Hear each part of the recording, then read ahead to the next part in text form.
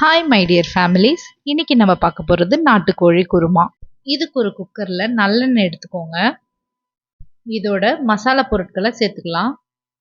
மசாலா பொருட்கள் எண்ணெயில் பொரிஞ்சதும் பச்சை மிளகாய்களை சேர்த்துக்கலாம், கருவேப்பிலை சேர்த்துக்கலாம், அதோட வெங்காயமும் சேர்த்துக்கலாம்.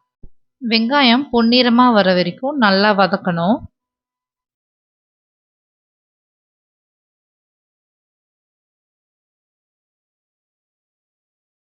வெங்காயம் நல்லா வதங்கி வந்ததும் தக்காளி சேர்த்துக்கலாம். தக்காளி வெங்காயம் ரெண்டுமே நல்லா வதங்க கல்லுப்பு சேர்த்துக்கலாம்.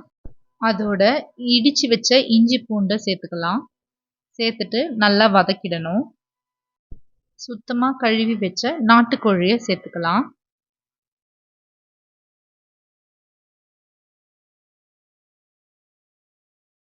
வெங்காயம், தக்காளி, நாட்டுக்கோழி எல்லாம் ஒன்று வர நல்லா கலந்து விட்டுக்கலாம். இதோட வீட்டில் அரைச்சி வச்ச கரம் மசாலா, மிளகாய்த்தூள் சேர்த்து நல்லா கலந்து விட்டுக்கலாம்.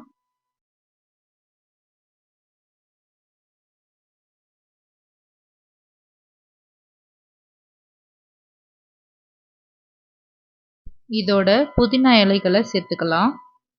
சேர்த்து நல்லா வதங்கணும். தண்ணி ஆட் பண்ணி விசில் விட்டுக்கலாம். மிக்ஸி ஜாரில் சின்ன சின்னதாக நறுக்கின தேங்காய், அதோட கசகசா, சீரகம், மிளகு சேர்த்து நல்லா அரைச்சி எடுத்துக்கணும். கொஞ்சமாக தண்ணி விட்டு அரைச்சிங்க, திக்கான பேஸ்ட் கிடைக்கும். நல்லா நைஸாக அரைக்கணும் மிக்ஸி ஜாரில்.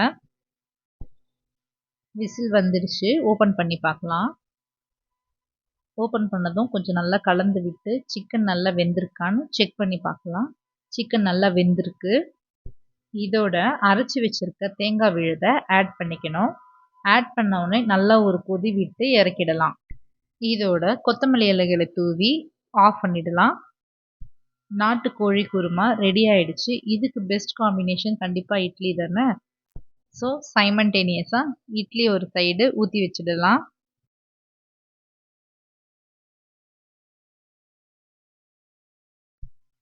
இட்லி வேக வச்சு எடுத்துக்கலாம்.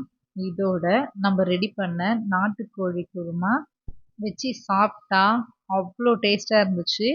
நான் பண்ண மெத்தடு நீங்களும் ட்ரை பண்ணி பார்த்துட்டு எனக்கு கமெண்ட் பண்ணுங்கள்.